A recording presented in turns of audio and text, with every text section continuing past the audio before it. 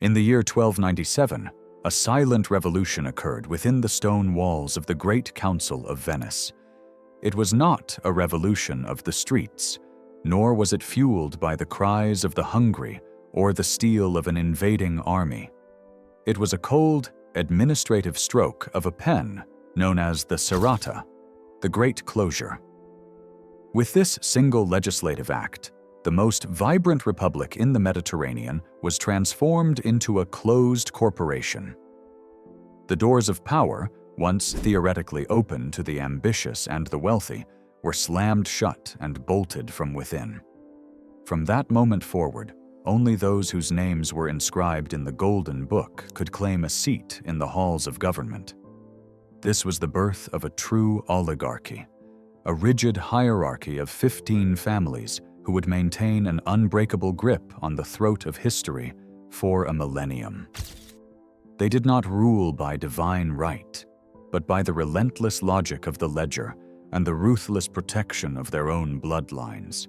To understand how these families achieved such longevity, one must look to the unique geography of the lagoon itself. Venice was a city born of necessity and isolation, a collection of mudflats that offered no soil for agriculture and no stone for fortresses. While the rest of Europe obsessed over land and the feudal obligations of the peasantry, the Venetians looked toward the horizon.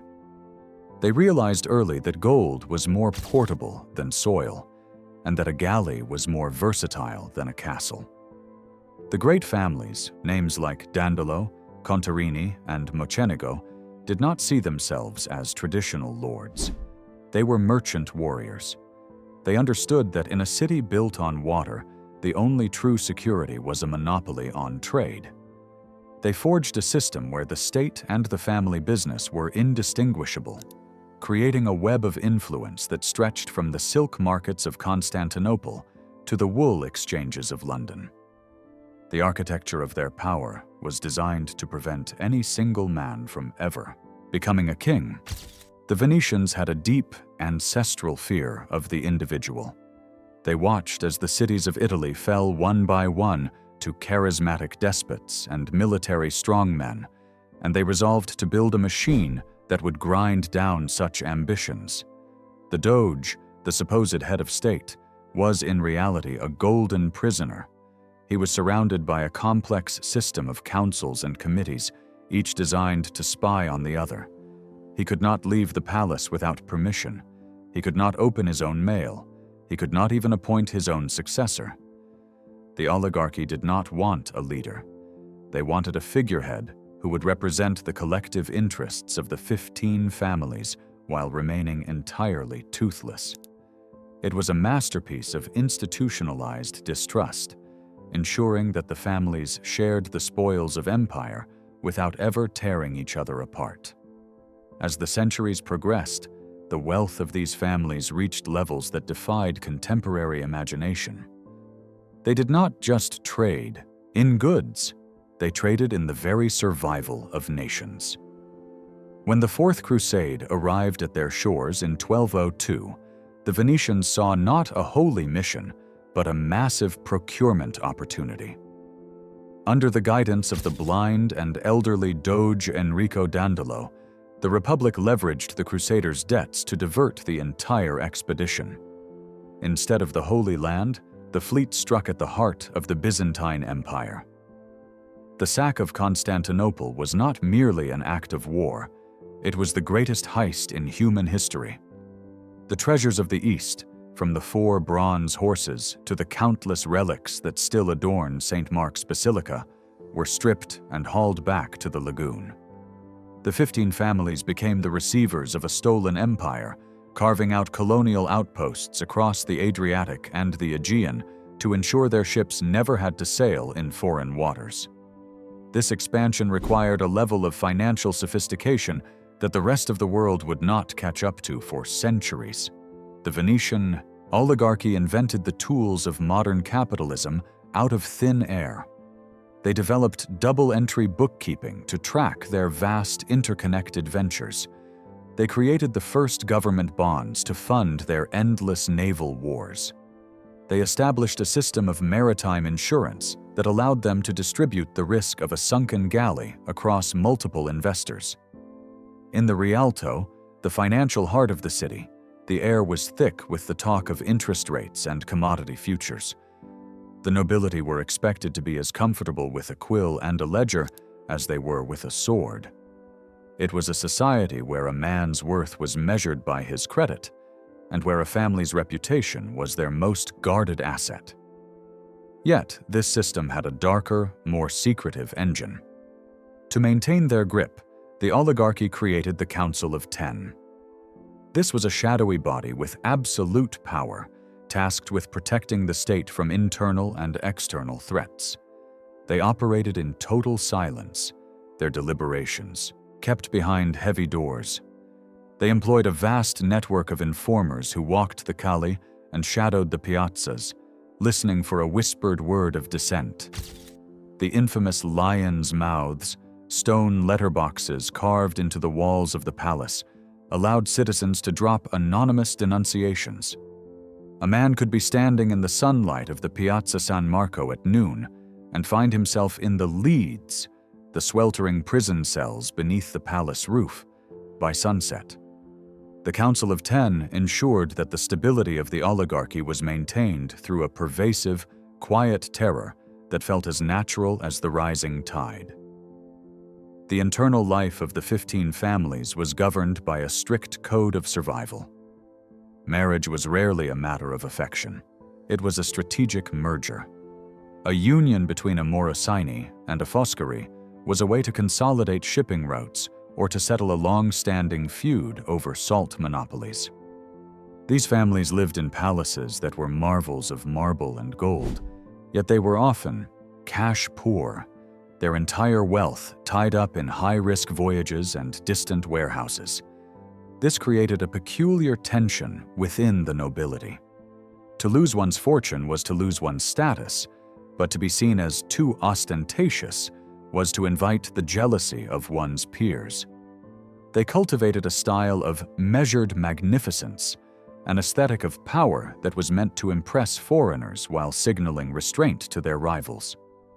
By the 16th century, the cracks in the Venetian machine began to show. The discovery of the New World and the opening of the Cape route to India by the Portuguese shifted the center of gravity away from the Mediterranean. The spice trade, the lifeblood of the 15 families, began to dry up. The oligarchy, once so adaptable and innovative, began to calcify.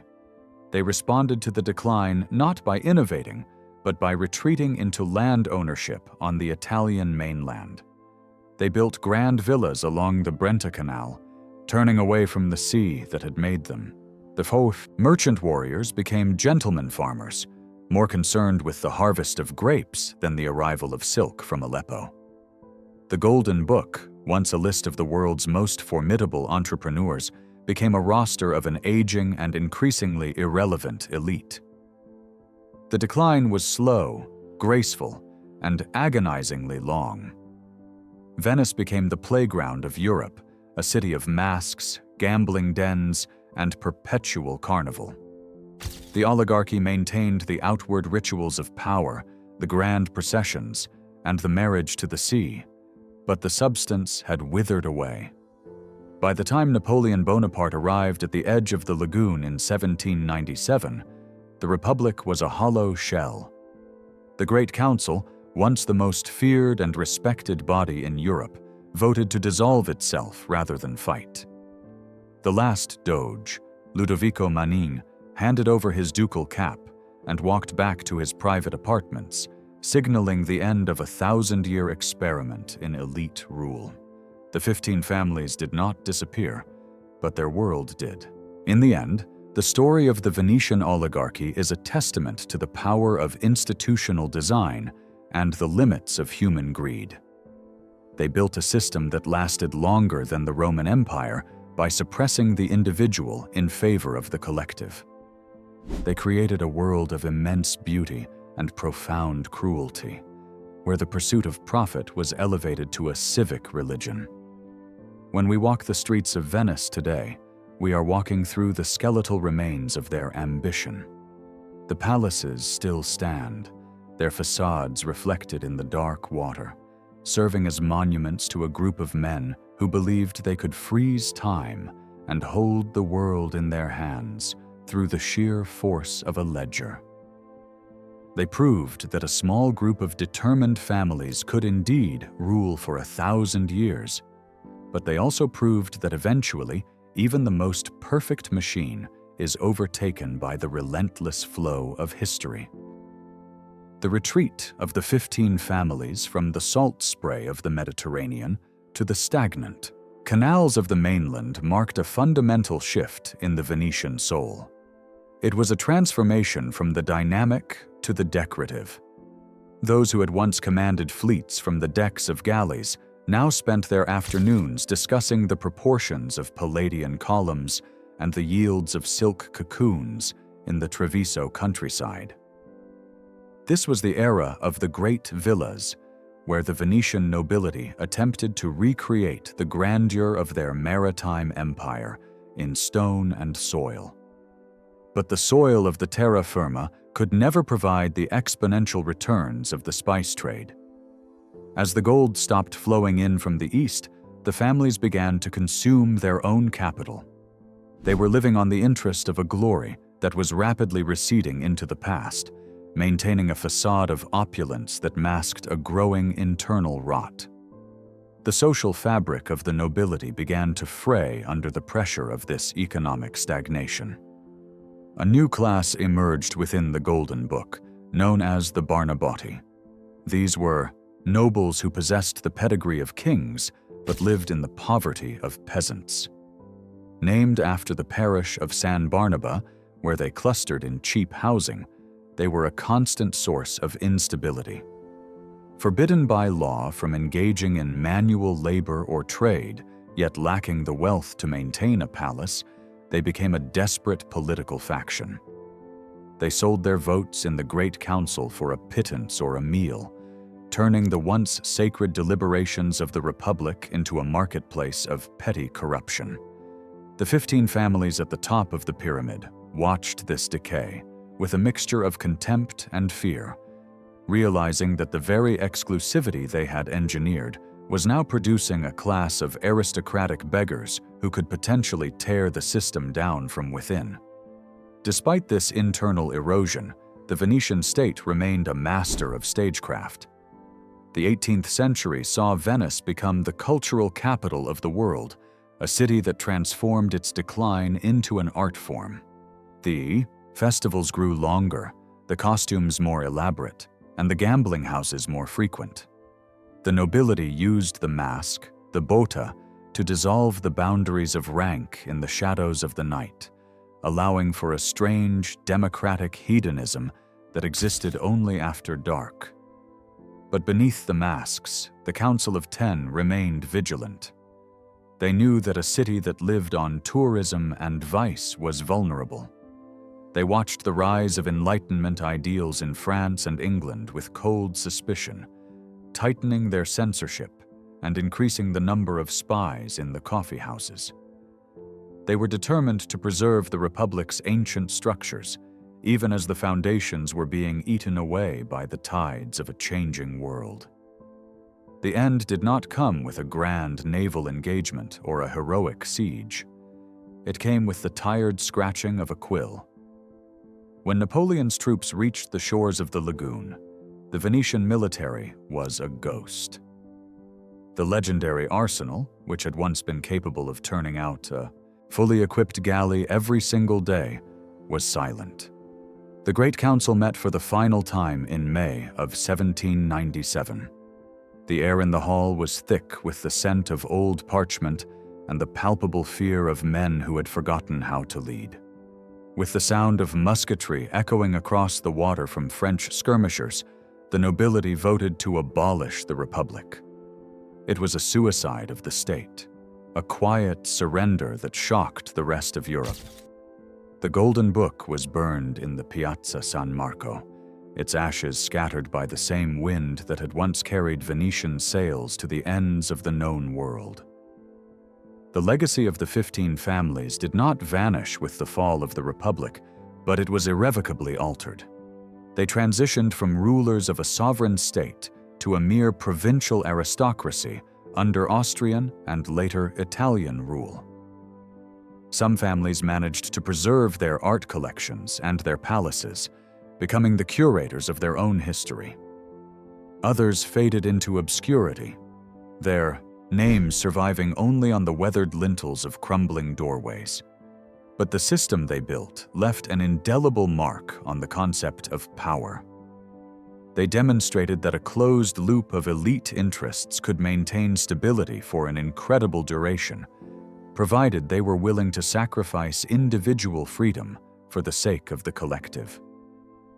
They were the architects of a guild of power, a blueprint for every oligarchy that has sought to insulate itself from the volatility of the masses.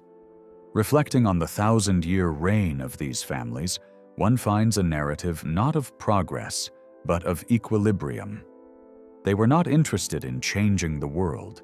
They were interested in owning it. They viewed the state as a vessel for their private interests, yet they served that vessel with a terrifying, cold-blooded devotion.